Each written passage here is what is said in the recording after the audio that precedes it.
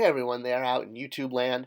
Welcome to Spectre Creative and welcome to a very special episode on Spectre Creative tonight, and that's because we have a special guest host. Usually it's me, well, this Lego version of me. I'm Toy Guru Neitlich, and I'm usually hosting these videos, but when I'm not the biggest expert at something, or at least not highly knowledgeable, I like to bring in someone who is, because I'm not going to pretend to know something. So tonight's video is about, well, it's kind of about this action figure. And you might be saying, I kind of know that action figure. I tried really hard to get this figure into the classics line at Mattel. There were some obstacles to overcome, but if you're looking at him and saying, oh, I don't remember that character from the animated series, it's because he's not from the animated series. He's from the German audio cassette tapes. This was an entirely different, well, similar yet different take on Masters of the Universe, had a slightly different storylines, and it was only available as cassette tapes in Germany, never released in the US. And if you were in Germany in the 80s, this was how you got your He-Man. Now, obviously, Germany physically is smaller than the US, but running Matty Collector, one thing that was obvious from sales was our second largest demographic was Germany. Now, I don't speak German. I speak a few languages, French being one of them, hieroglyphics, but my German is not the best, and I was so glad when Michael, otherwise known as Der Headbanger, contacted me, because he is a German He-Man fan, and he's an expert on the audio cassette tapes, and I wanted to bring an episode about that to Spectre Creative because, well, we're here to do all things toy and toy history. So, without further ado, I'm going to hand it over to Michael, who's going to take us through an amazing history. I'm Michael, and I've been a Masters of the Universe fan for as long as I can remember, but since I was born in Germany, we didn't have the Filmation series right away. Instead, we got the German Masters of the Universe audio plays, and that's what we will talk about today. While the action figures were released 1 year after their initial introduction in Germany, the Filmation series aired towards the end of the toy line. Only a few episodes were released on VHS with a different dubbing than the later TV version. Instead, we got the audio plays, the best-selling MOTU merch in Germany. In 1983, the director of the company Europa approached Mattel on a toy fair in Nuremberg. She saw the potential in the franchise, and Mattel agreed to produce 5 episodes for the time being. They provided her with the figures, some promo material, but not much more except for total creative freedom. For this reason, the first 5 episodes have a very different continuity. Teela is the ruler of all Eternia, and she and the Masters of the Universe live on Castle Grayskull. As the series went on, it came more in line with the Filmation show. Between 1984 and 88, Europa released 37 episodes with an average playtime of about 43 minutes, and 2 promo episodes, culminating in an epic 5 episodes finale. But the continuity gets very messy at times, especially due to the many time travel elements. The first 2 episodes even earned golden records. In total, there were more than 4.6 million copies sold. The covers of the cassettes were obviously inspired by the mini-comics and promo material. Mattel was so impressed by the success, they offered to include a promo tape with He-Man, and later several episodes in a 2-pack. There were also 10 episodes of She-Ra, but they weren't as popular. The audio plays had incredible production values, voice talents, and music by the London Philharmonic. Skeletor has never sounded more diabolic and smugly.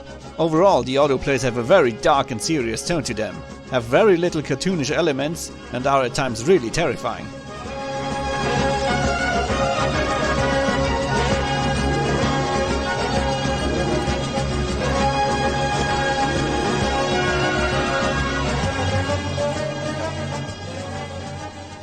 With all that out of the way, let's finally talk about the characters and stories.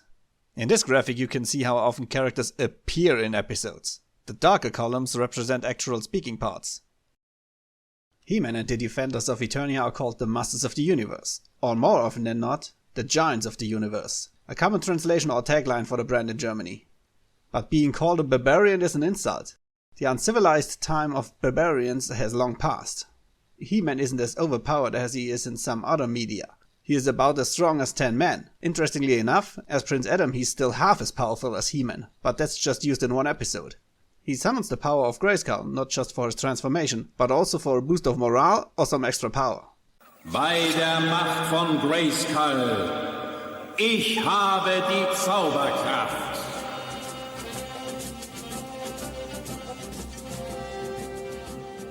During some episodes, the Spirit of Grayskull has a male voice. Now you're thinking, yes, of course that's how it should be. But in the German audio plays, the Spirit of Grayskull, Zor, and the Sorceress are all one and the same. The names are interchangeable, and Zor is also the name of the Sorceress. And the Spirit of Grayskull isn't grey or green, but red. As guardian of Castle Grayskull, she's giving He-Man cryptic hints about what to do. As already mentioned, Princess Teela is the ruler of Eternia during the first 5 episodes. Her father, the king, is still around, but apparently he is too sick and unable to rule. She's aware that she's the daughter of the sorceress from the beginning and has a strong magical bond, calls her mother, and even has some latent magic ability herself. With the shift in continuity in episode 6, Teela became the captain of the Royal Guard. She was still raised by men-at-arms and grew up on the Palace of Eternis alongside Adam. Just like in most other media, Teela admires and loves He-Man, but is always disappointed with Adam's attitude. But she respects his knowledge of books. According to her, nobody knows more about Eternia's history than Adam. A long time ago, giants came to Eternia, after their home planet became too polluted and uninhabitable. To prevent this from happening again, they put all their maliciousness into one creature and sent it through time. The birth of Skeletor.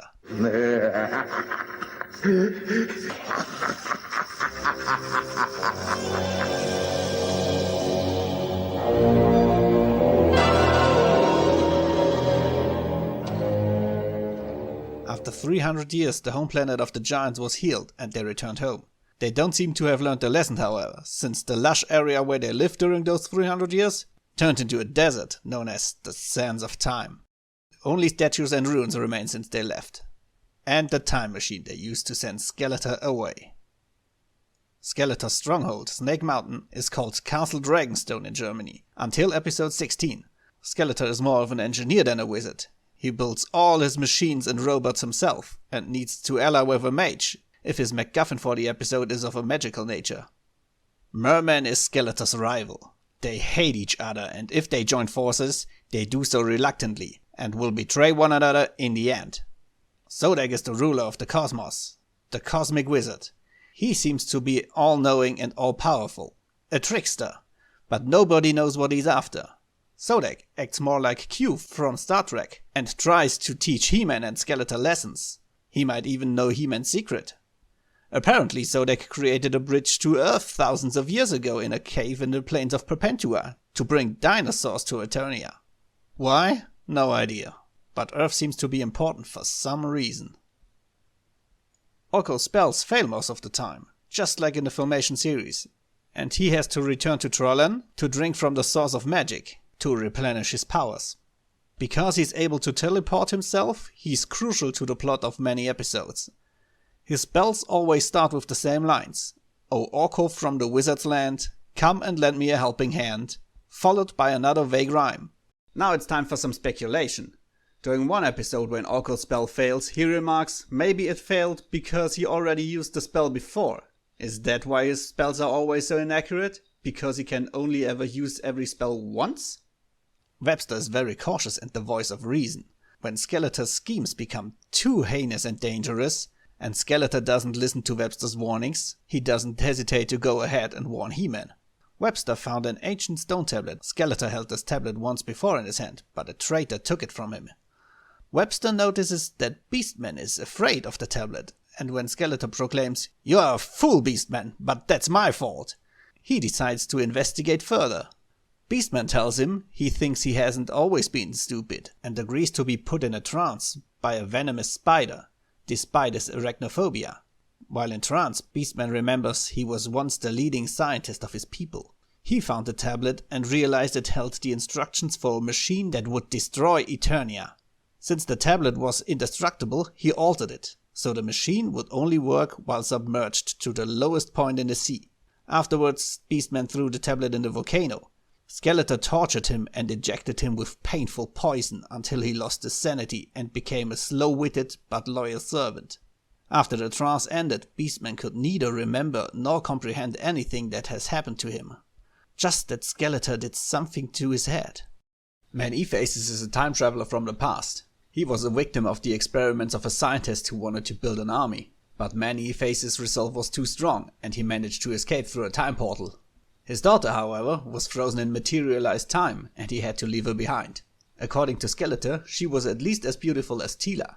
Yes, Skeletor and Beastman are involved in all of this. Time travel. I told you it would get messy. Trapjaw's origin is revealed to Orko in a dream. He was once an armorer named Jaw. When Skeletor tied a kid to a rock and was about to run it over with a tracked vehicle, Jaw managed to save the kid, but lost his arm and his jaw in the process. Skeletor recognized the armorer, thought he might be useful, and decided to fix him. He replaced his arm and his jaw, but also put a microchip in his head to make him compliant. Skeletor runs the forbidden experiment and builds a machine to open a portal to Anti-Eternia. He wants Anti-He-Man to defeat He-Man for him, but he doesn't obey to Skeletor. Anti-He-Man summons the power of Hell Grayskull. It is brilliant white and features the face of an angel. Anti-Orko and Anti-Man-at-Arms also come through the portal, and Skeletor has to join forces with the Masters of the Universe to defeat them and close the gate. But this figure wasn't an original invention of the audio plays. Anti-He-Man was very likely inspired by Negative He-Man from an earlier German comic book. During a fight with He-Man, Skeletor fell into a volcano, but got saved by his former mentor, Hordak. But they aren't rivals. He acts more like a general and subordinates his horde to Skeletor. Although he secretly plans to take over, he only tries to conquer Eternia on his own once. Modulok can be summoned and controlled by a magical ring. When wearing the ring to command Modulok, it causes burning pain to its user. Stondar is the leader of the Rock people and Rockon's father. As comets, their kind has been traveling for thousands of years across the universe, looking for the origin of evil. They fought with Skeletor and the Horde on other planets before. While in Eternia's orbit, they picked up a radio transmission of Hordak and Skeletor mentioning the Snake Man, so they decide to intervene. King Hiss and the Snake Man were resting in the Snake Pit for some years. They rise from the pits during an episode where magic is waning, but it isn't mentioned if this is linked in any way or if it's just a coincidence. King Hiss also joins Skeletor and becomes another general. Snoutspout and Extender are from another planet and crash land their spaceship on Eternia. He-Man tries to help them, but they mistake the muscle-bound giant with a sword for a villain and escape. They encounter King Hiss and he exploits their misconception. He-Man gets captured, and when Skeletor keeps beating his helpless prisoner, they realize they've been lied to. As Orko was trying to explain the multiverse to his friends and wanted to prove it with a spell, Multibot appeared before him in this very moment. He's a scientist and just managed to escape his imploding homeworld. He chose Eternia as his destination to join Skeletor's forces. Later, Skeletor accidentally activated an ancient bomb inside of Eternia, believing it was a machine that would turn him immortal. According to Multibot, those bombs were planted on several planets by the now extinct Larans to subjugate the inhabitants. Under the combined guidance of Man-at-Arms and Multibot, Orko finally manages to disarm the bomb. Dragster is described as looking like a dragon. Maybe the author was misled by the name and thought the drag part of the name stood for dragon. Or maybe he has seen the earlier concept art of him. He might have had access, since Nightstalker was called by his earlier name, Nightmare. Skeletor opens a portal to the spirit realm to rise his numbers. This way, Ninja, Blade, Zoroth, and Scareglow get added to his army. So they are all spirits? I don't know, since we don't learn any more of them, except for Blade. He gains his strength from communicating with the souls of former warriors. On Mattel's request, Europa also produced a direct sequel for a New Adventures promo pack. But they weren't convinced of the new line, and sales of audio plays have been declining for some time, so only one episode was ever produced. There's a funny line in the episode. When Prince Adam transforms for the first time into the new He-Man, he notes that he feels weaker and his muscles look smaller. The audio plays were never re-released on CD or in a digital format, due to licensing issues. But we got a nice legacy Easter egg in the 2000X series. King Randor was voiced by the actor who played He-Man, and Decker had the voice of Man-at-Arms. Well, that's it. I hope now you see why the audio plays are so beloved by the German MOTU fanbase. If you want to know more and are able to read German, I highly recommend you get this book. Goodbye, everyone. Well, huge thanks to Michael, because I learned so much watching that. That was unbelievable. I love learning about parts of MOTU history and lore that don't hit mainstream US audiences, and it's amazing how much this German audio cassette program contributed to the overall franchise. And yeah, while we may not have all grown up with Anti-Eternia He-Man, he's definitely a character around to stay. If you want to see a link to the book that Michael showed at the end, it's the one he did a lot of his research from. There's a link in the description for how to buy it. And yeah, again, huge thanks to him for coming out and giving us a look at this rarely viewed aspect of the Masters of the Universe lore. Awesome. See you guys in the comment section and in the next video.